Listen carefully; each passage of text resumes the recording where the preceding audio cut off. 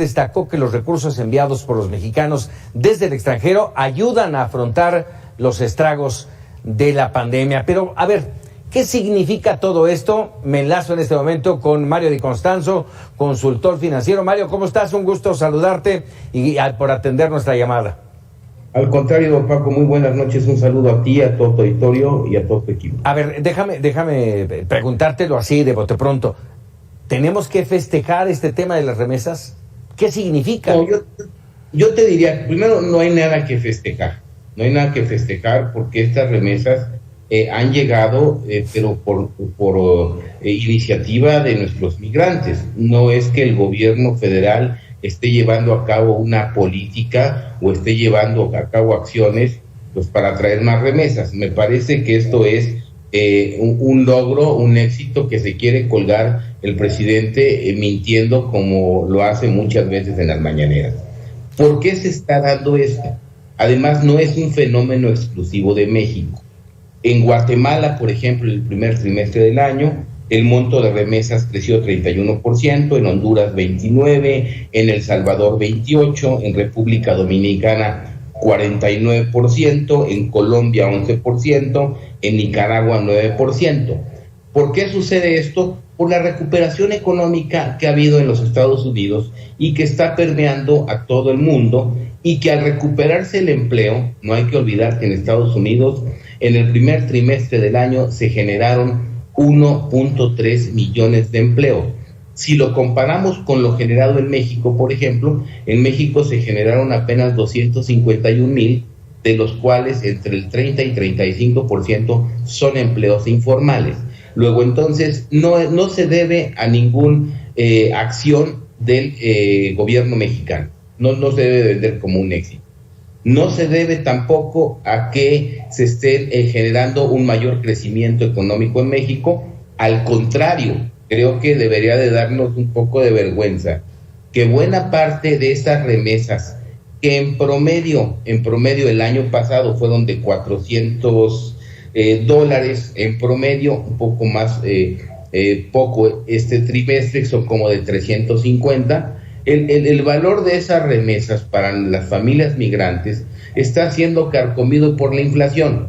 Es decir, aún con esas remesas a los mexicanos, a las familias de los mexicanos que reciben, pues les está alcanzando menos el dinero. Entonces, ya el presidente de la República agarró como una estrellita para su gobierno el decir que pues estamos recibiendo más remesas, pero no hay que olvidar que estas remesas vienen de poco más de 7.4 millones de mexicanos que tuvieron que irse de este país porque no tenían oportunidades, y que de esos 7.4 millones de mexicanos de primera generación, ya hay como 12 millones de mexicanos de segunda generación, incluso hasta mexicanos de tercera generación, y que ahora, además de luchar contra las vicisitudes de la política migratoria en Estados Unidos, de las posibles deportaciones, pues tienen que seguir apoyando a sus familias en México, porque este gobierno pues no genera empleos, no genera oportunidades, no genera salud, no genera medicinas.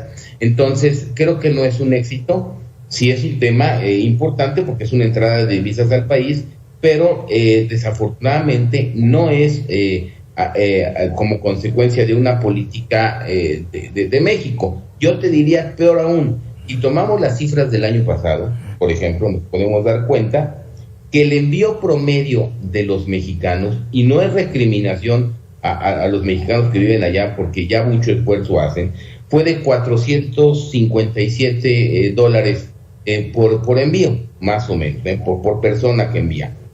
Si lo comparamos con los guatemaltecos, ellos envían $636 en promedio, y si lo comparamos con los de República Dominicana, con los dominicanos, son $646 en promedio.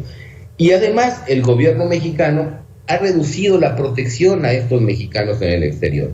Se ha recortado el presupuesto de consulados, se ha recortado el presupuesto, por ejemplo, del Instituto de los Mexicanos en el Exterior, se han recortado las acciones de protección consular de nuestras representaciones en Estados Unidos. Entonces, lejos de que México esté buscando cómo ayudar a sus migrantes, pues al contrario les está quitando apoyo, y ellos, dando una muestra de solidaridad con sus familias, pues han mantenido este ritmo de remesas, que además, como te digo, es producto de la mayor recuperación económica en los Estados Unidos.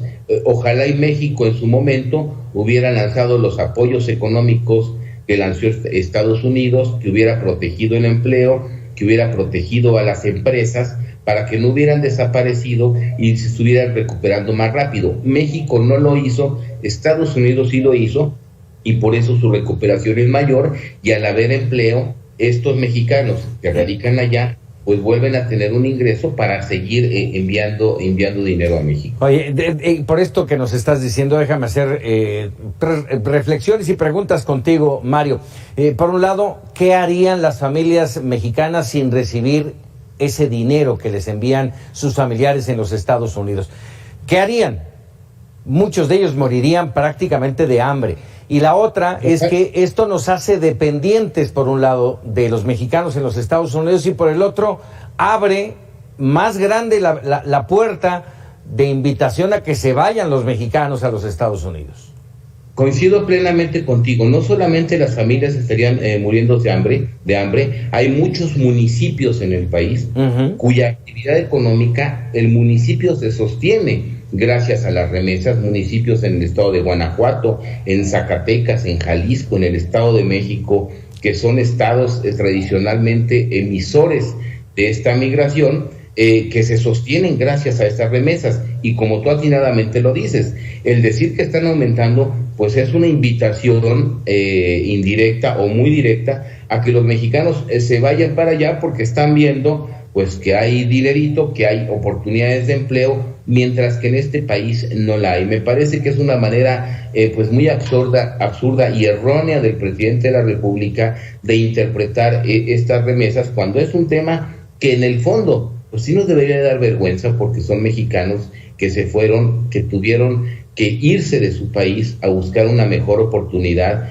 y que ahora, lejos de ser ingratos, están teniendo la gratitud y el compromiso de mantener a sus familias. Luego entonces no me parece que sea algo que haya que celebrar, al contrario, que nos debe de hacer conciencia y que debería de hacer reflexionar al presidente de la República en los errores que se han cometido al no haber apoyado a la planta productiva, al empleo, y pues que esto lo orillara a cambiar ya su política económica, que lejos de generar bienestar ha generado pobreza, y que no dudes que muchos afectados de esta crisis del COVID desde 2019, con la caída del crecimiento económico, pues estén buscando cómo emigrar a los Estados Unidos, porque ya en México la situación es insostenible, por lo menos en materia de empleo. Triste realidad. Mario de Constanzo, como siempre, agradecido por tus comentarios y tu opinión, que siempre es importante. Te lo agradezco mucho a ti, Paco, un saludo a ti, a todo tu auditorio, y muy buenas noches. Muchísimas gracias, muy buenas noches. Mario de Constanzo, consultor financiero, y este tema que nos debe de preocupar, déjeme decir, naturales, y por ello es importante que los consumidores sepan lo que van a adquirir. Por ejemplo, Bonafont Kids, aunque dice agua de frutas con jugo natural, en realidad solo el 1% es jugo natural. 1%. Jumes Frutazo debe ser de frutazo, de 1.5 litros, contiene hasta 120 gramos de azúcar por envase. Bonafont Juicy, de 1.5 litros, contiene hasta 58.8 gramos de azúcar